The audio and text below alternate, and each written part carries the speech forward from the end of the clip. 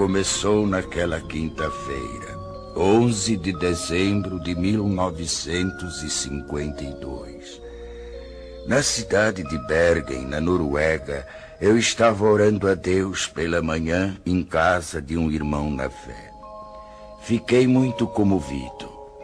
Veio-me uma revelação tão nítida como se eu a tivesse lido de um livro ou de um jornal. Naquela época eu não tinha em meus pensamentos algo especial que me chamasse a atenção sobre arrebatamento. Naquele momento senti que deveria escrever o que estava presenciando, mas quase não a considerei como revelação de Deus. Pensava tratar-se de um fruto de minha própria imaginação. Procurei esquecer escapando aqueles pensamentos, mas faltou-me tranquilidade. E para resolver o dilema, orei a Deus. Senhor, não posso me lembrar de tudo, mas se for de tua vontade, revela-me novamente e eu publicarei esse acontecimento.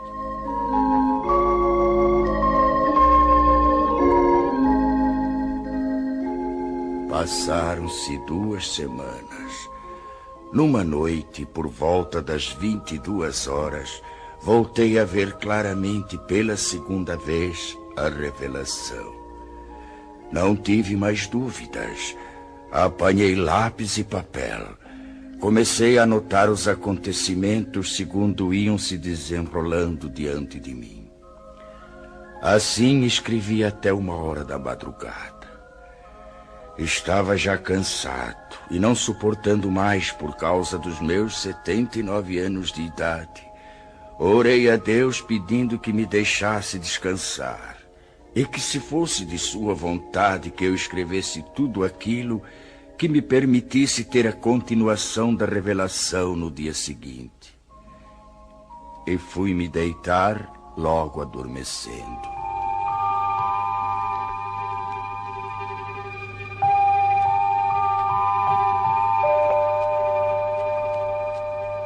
Por uma noite, depois de uma semana, como nas vezes anteriores, veio a mim o restante da revelação, começando exatamente onde havia sido interrompida. Esta é a descrição de como veio a minha revelação de Deus.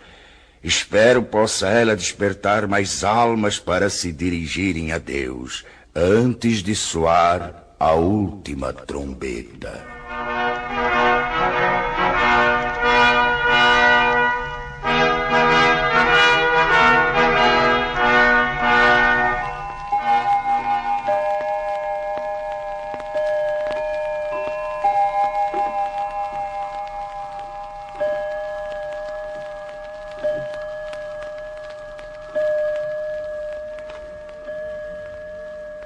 Nove horas da manhã. A esposa de André, sozinha em sua casa, escuta um programa radiofônico especial para crianças. Ela aprecia tais programas, pois sempre falam sobre a palavra de Deus. Ela fica contente em saber que muitas crianças podem ouvir a palavra do Senhor, e conforme pensava ela, isso era mesmo muito bom, desde que fosse tomado cuidado de não fanatizar as crianças. 5 minutos depois, o programa é cortado bruscamente para uma notícia de última hora. Interrompemos as nossas transmissões para informar que recebemos de Oslo, nossa capital, notícias urgentes de que a cidade se encontra em pânico. E atenção para mais este informe. Oslo, urgente. Informa-se da central de polícia que algo misterioso aconteceu. Não se pode calcular o número de pessoas, tanto menores como de adultos, que desapareceram de repente sem deixar o mínimo vestígio para as autoridades. A nossa polícia não está podendo explicar o porquê desse acontecimento, nem sobre os desaparecidos. Trata-se de um número incalculável e solicita que em cada família, onde se note a falta de alguém, seja feita notificação urgente ao posto policial mais próximo, dando minúcias e circunstâncias ligadas ao desaparecimento para se facilitar o trabalho das autoridades, a fim de que possam desvendar este mistério. Mais este informe ainda. Oslo, urgentíssimo. À medida que passam os minutos, surgem novas notícias, cada uma mais extraordinária do que as outras. Da praça central desta cidade, muitos comerciantes, em meio aos seus afazeres, servindo a freguesia, desapareceram.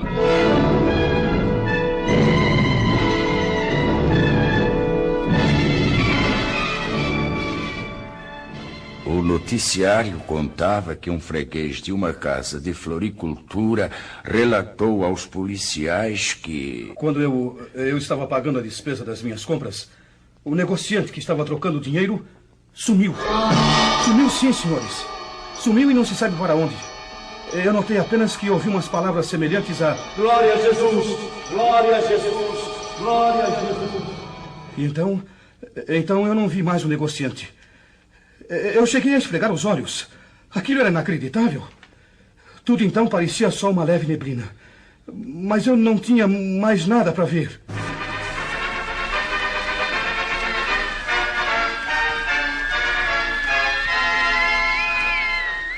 Oslo, capital, urgente. Notícias de última hora informam que uma senhora gritava desesperadamente em plena via pública, jogando fora travesseiros e cobertores de um carrinho de criança, procurando inutilmente dentro do carro seu filhinho de apenas 8 meses de idade.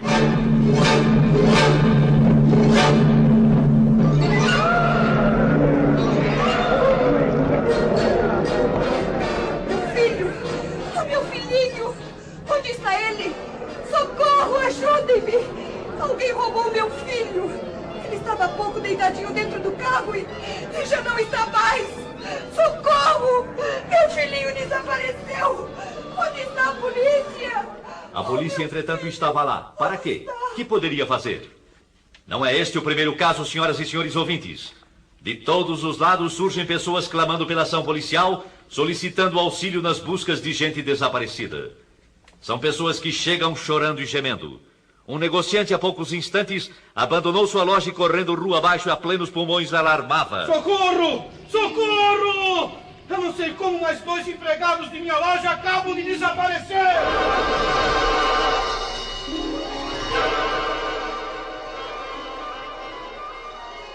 São alarmantes, senhoras e senhores ouvintes, as notícias que, além de Oslo, nossa capital, chegam também de Estocolmo, capital da Suécia, e também de Copenhague, na Dinamarca, e de Helsinki, capital da Finlândia. Que será o fim disso? De todas essas partes, os acontecimentos são iguais. Os desaparecimentos das pessoas são iguais. E de todo o interior do país, chegam as mesmas indagações. O que é isso? O que é isso? O que é isso? O que é isso? O que é isso?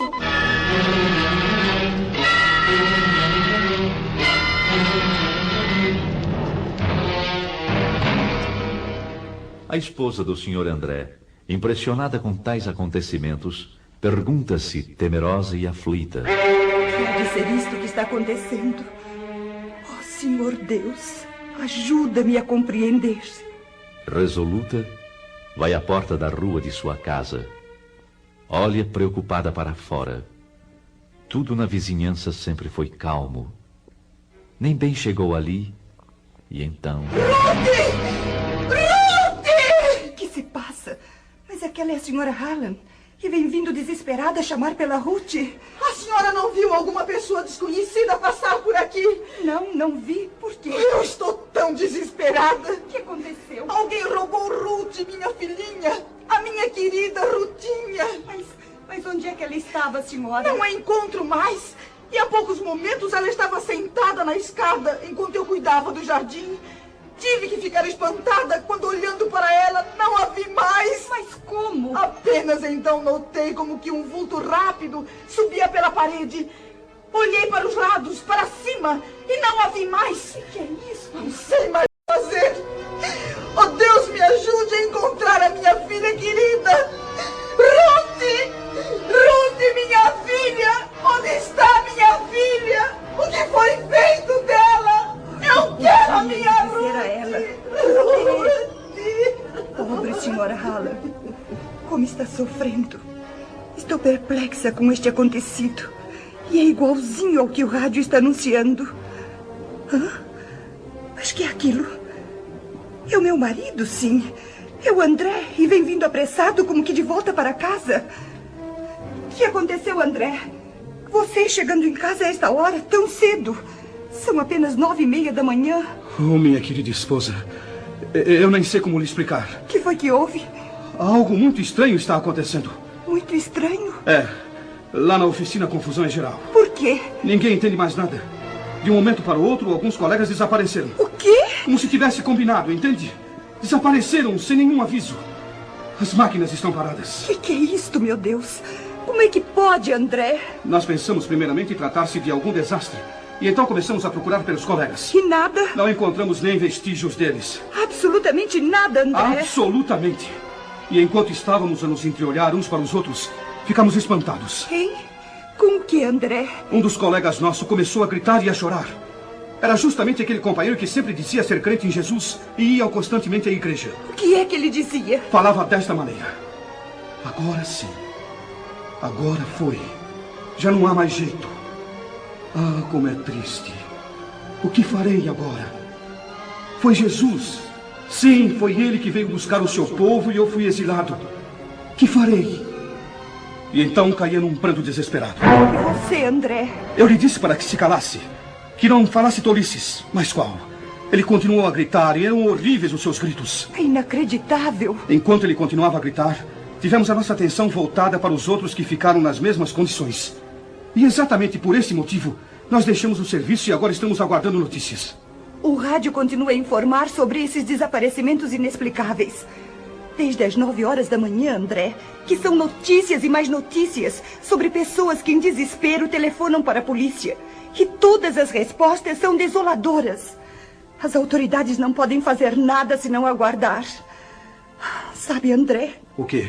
Chegam também pelo rádio notícias de alto mar, dizendo sobre passageiros e tripulantes que desapareceram misteriosamente.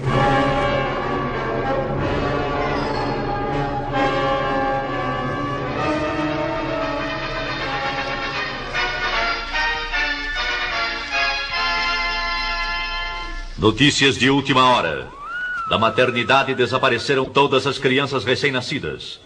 As mães destas crianças gemem de dor e tristeza e espanto. Médicos, enfermeiras, assistentes estão perplexos, inclusive pelo motivo de estarem faltando também alguns de seus colegas. Acertem seus relógios, exatamente 11h da manhã. Notícias de Londres anunciam que desde as 9h da manhã, os comunicados recebidos de toda a Inglaterra dão conta do inexplicável desaparecimento de pessoas de toda classe social e idade, da mesma maneira, sem explicação alguma. Sabe-se em todo esse mistério que diversos pastores e sacerdotes chamaram os membros de suas igrejas e notaram que os que desapareceram eram justamente os mais piedosos e obedientes a Deus, os mais fiéis nas suas orações, os que dificilmente faltavam aos cultos. Um dos pastores, entre os mais conhecidos de grande igreja, expediu um comunicado convocando todos os seus auxiliares para uma reunião que deverá ser realizada ainda nesta noite. Já são passadas mais de 3h30 desde a primeira notícia deste estranho acontecimento mundial. Dos lugares mais distantes chegam as mesmas notícias. A que mais chamou atenção é a que veio lá da Coreia. Também da Coreia? E qual é? Lá se calcula centenas de milhares de desaparecidos. E entre eles muitos militares das Forças Unidas.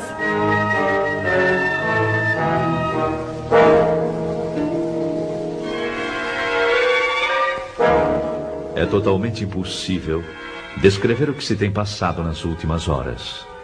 A angústia toma conta de todos. As ruas estão agora com um movimento desusado. Pessoas correndo, chorando, chamando e clamando.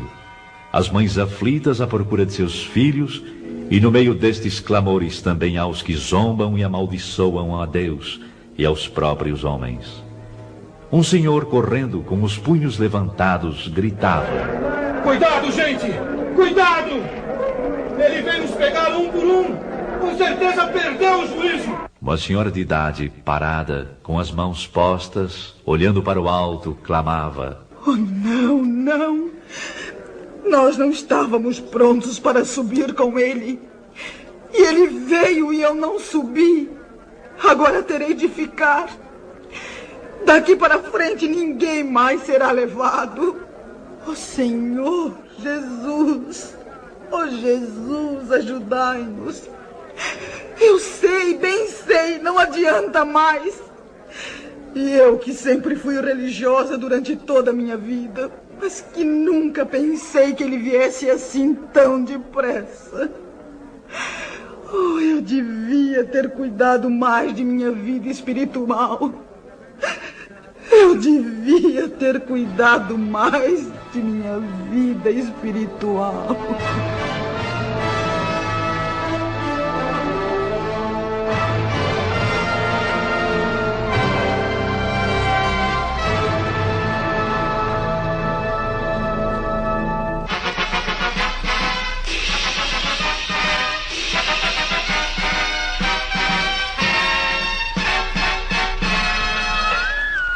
Com informações recém-chegadas, informamos as senhoras e senhores ouvintes que das estradas de ferro chegam-nos notícias de que não houve propriamente nenhum desastre, mas são muitas as composições paradas, algumas até sem os seus respectivos condutores. Todas as buscas feitas têm resultado em vão. Há também passageiros que desapareceram. É o mesmo nas estradas de rodagem. Alguns jornais da tarde não entraram em circulação. Perturbação e nervosismo têm dificultado os trabalhos das autoridades, que se esforçam para a complementação de um relatório exato do número de desaparecidos. Cientistas reunidos e meteorologistas trabalham sem repouso, procurando elucidar o mistério, segundo seus conhecimentos e experiências.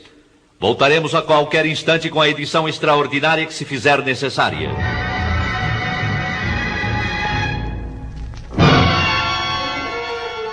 Lá dos Estados Unidos da América do Norte chegam também notícias. Primeiramente dos estados do leste. E que dizem elas? O fenômeno é o mesmo como aqui na Noruega. Lá aconteceram desastres graves, com perdas de muitas vidas. Os jornais prometem dar informações mais claras sobre tais acontecimentos nas edições de amanhã. Vamos aguardar agora o noticiário radiofônico das 20 horas.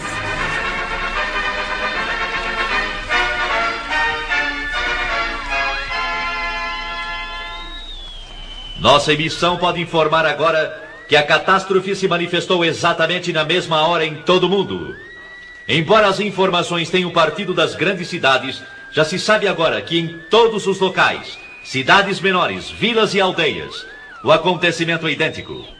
Assim como tem se dado na parte norte da Terra, dá-se também na parte sul. O que toma conta da população é o medo. Ninguém nesta noite procura cama para dormir, tal é a apreensão do povo.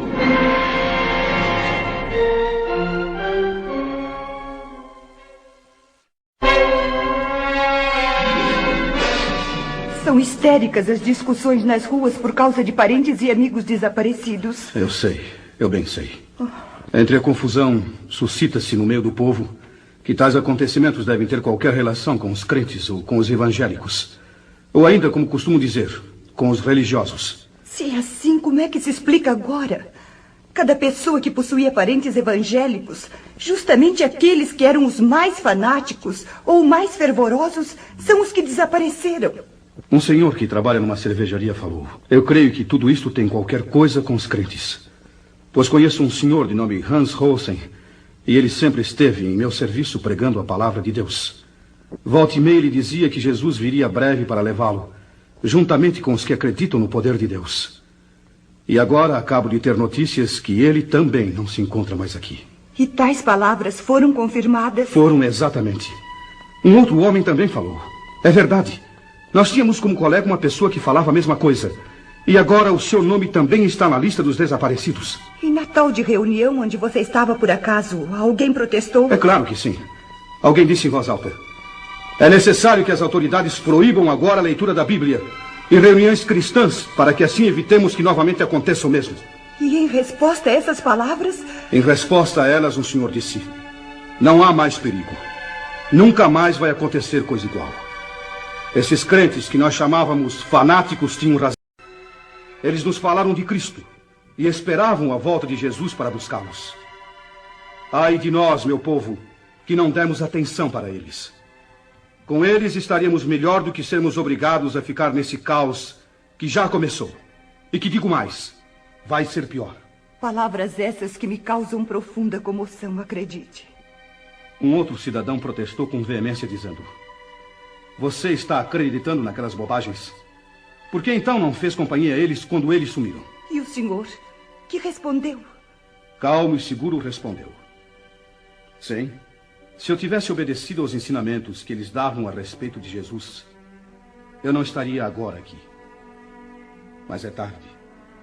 Agora é tarde. Acabando de dizer isso, retirou-se pesaroso enquanto um sujeito do grupo gritava: você e todos que pensaram assim só merecem uma coisa: a forca! Fora com essa bobagem de cristianismo!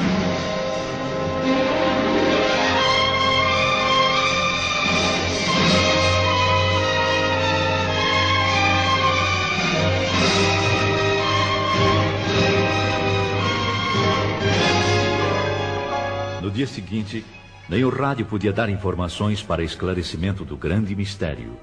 Apenas continuavam as notícias vindas de longe. Dos campos, missionários falavam tais notícias do desaparecimento em massa.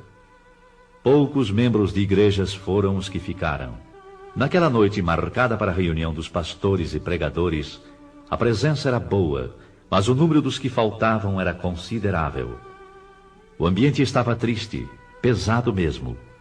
Os corações estavam como que congelados. Durante a reunião, mais do que um se manifestou demonstrando desespero extremo. Todos estavam de acordo a respeito do que havia acontecido. Sim, era a grande verdade.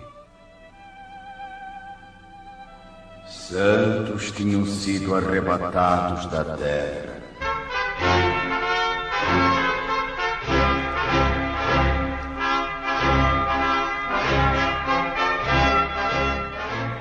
A noiva de Cristo foi levada ao céu.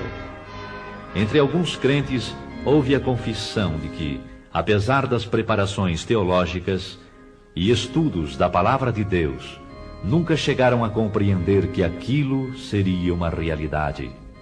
A verdade é que estavam completamente estranhos ao novo nascimento e longe da adoção de filhos. Um dos mais novos falou: eu nunca aprendi assim. Os professores nunca nos falaram que ia ser como se deu estes dias. Houve nesse momento certas tendências para discussão.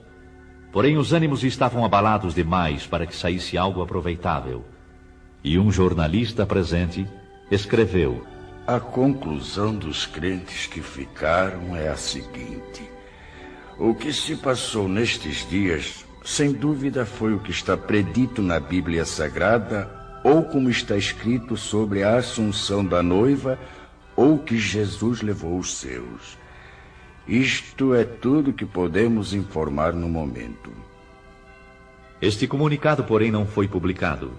As autoridades acharam que tudo aquilo era produto da mente nervosa dos evangélicos e seus ministros. Foi ainda qualificado de fantasia, sem ter nada de realidade. Depois de um acontecimento de envergadura, qualquer pronunciamento de esclarecimento só poderia ser dado pelo governo. E se for provado que tem relação com a religião cristã, o primeiro passo deve ser o do fechamento das igrejas e outros lugares de pregações evangélicas, até que o caso seja devidamente esclarecido. Mas já não se trata de caso nacional, e sim de internacional. No campo religioso e nas igrejas, o ambiente geral é de tristeza. Mas no domingo todas as igrejas e templos estavam repletas. Em certas igrejas não havia pastor. E aqueles que nunca faltavam nos cultos estavam ausentes. Muitas igrejas estão com um número muito reduzido de membros. E em lugar dos crentes estavam aqueles que anteriormente haviam desprezado as mensagens. Eu vi que o povo estava ansioso para conhecer a palavra. Mas a Bíblia era como um livro selado. Um senhor procurou ler, mas disse: eu estou vendo as letras, mas não compreendo nada. E deu o livro a outra pessoa que respondeu da mesma maneira. Bastou isso para que todos os presentes começassem a chorar e a gemer.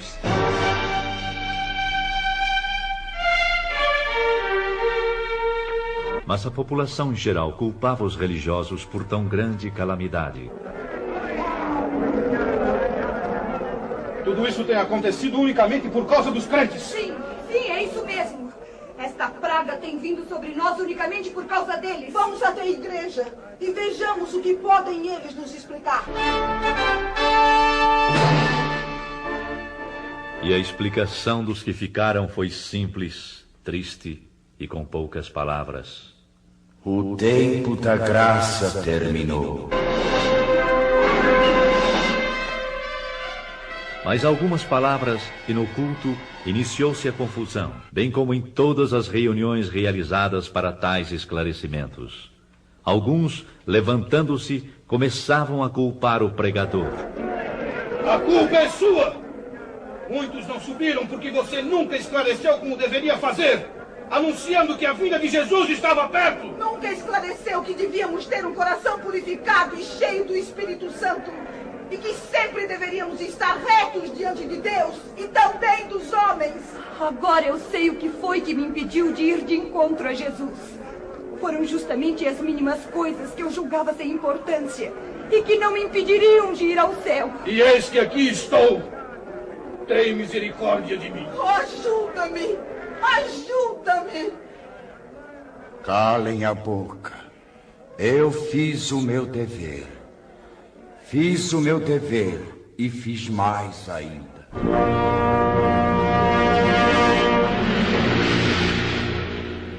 Uns gritavam de raiva e horror, outros choravam e clamavam. Era inútil. A porta estava fechada para sempre. Não adiantava bater e dizer que tinham comido na presença do Senhor, que oravam, que eram obedientes. Não havia mais oportunidade. É quase impossível descrever os dias que se seguiram. Expectativa terrível, sofrimento sem par manifestou-se em todos. E foram lembrados os convites feitos pelos pastores e o desprezo com que receberam esses convites. Muitos que eram chamados de crentes, agora compreendiam que a fé que professavam consistia apenas em palavras ocas e frases costumeiras. Alguns iam às igrejas apenas para acompanhar amigos. Outros, porque gostavam de cantar no coro, tocar instrumentos e outros interesses, sem possuírem o verdadeiro desejo de ouvir e obedecer a palavra de Deus. Não eram nascidos de novo, nem tinham o selo da promessa, nem adoção de filhos. Não tinham, portanto, direitos sobre a herança. Para certas pessoas, a igreja era simplesmente uma sociedade, um local para passarem as horas vagas. Mas agora estes mesmos clamaram: Senhor, abre-nos a porta.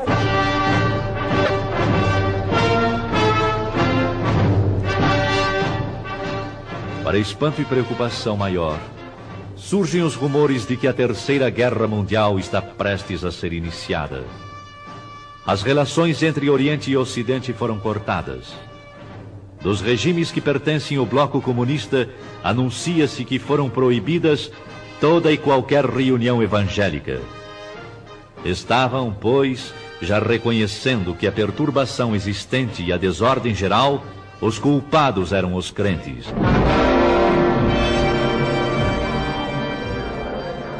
Maior confusão, é anunciado que está em vigor a pena capital para todo aquele que pronunciar o nome de Jesus. Então é chegada a hora de varrer sobre a terra a praga chamada cristianismo. Morte certa também para os que guardam em sua casa alguma coisa que faça lembrar de Jesus Cristo e seus ensinamentos.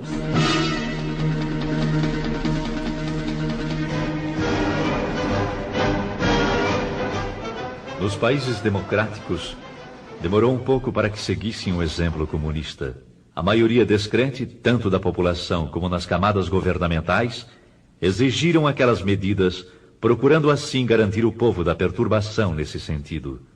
Foi, pois, aprovado em todos os cantos da terra a mesma lei, ou seja, morte para os chamados crentes. Bastará pronunciar o nome de Jesus para sofrer a pena capital.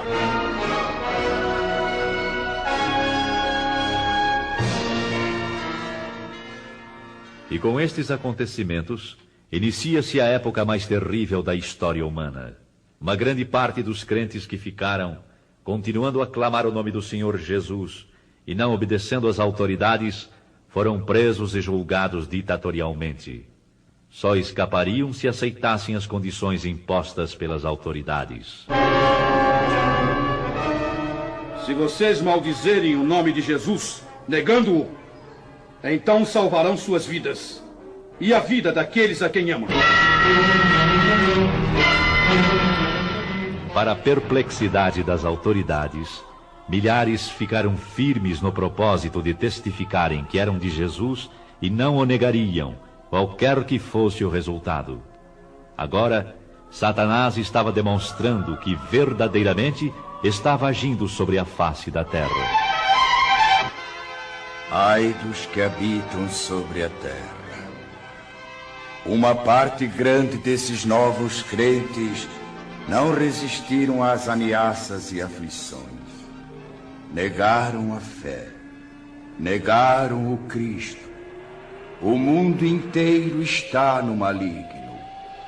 Todo o mundo jaz no maligno. As nações chegaram neste momento a ter uma só ideia e a colocá-la em prática. Exterminar com o cristianismo e extingui-lo para sempre. O príncipe deste mundo toma poder completo. E filhos acusando seus pais, entregando-os para morrerem. E assim a Escritura, segundo São Lucas 21:16, se cumpriu quando diz: E até pelos pais, irmãos, parentes e amigos sereis entregues e matarão alguns de vós. E por todos sereis aborrecidos por amor do meu nome. Faltam palavras para as demais cenas horrendas que se desenrolaram, mas no livro do Apocalipse, Deus revelou os ais e as pragas que hão de vir. E o clamor destes infelizes continuava, segundo São Mateus 24:22. Senhor, Senhor, venha abreviar estes dias.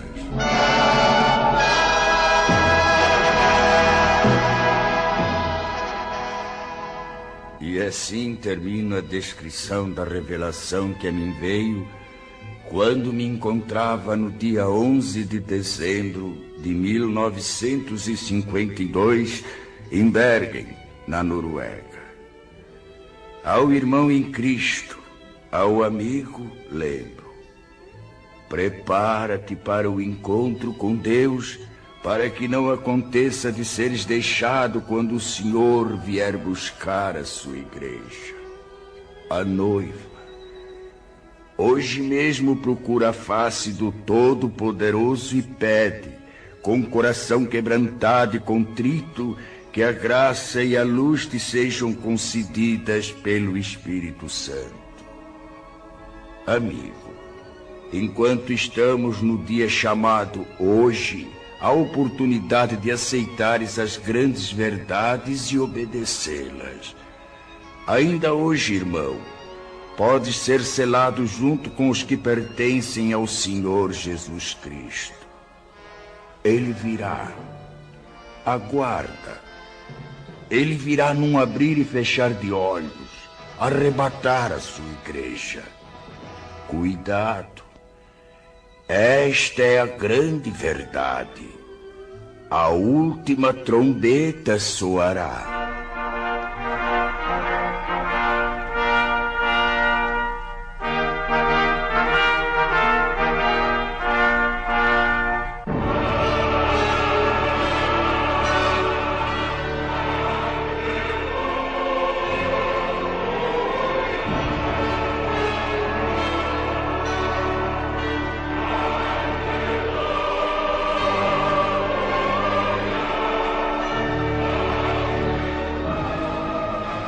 Esta foi a revelação recebida por um servo de Deus, Olaf Rode, sobre o arrebatamento da Igreja de Cristo.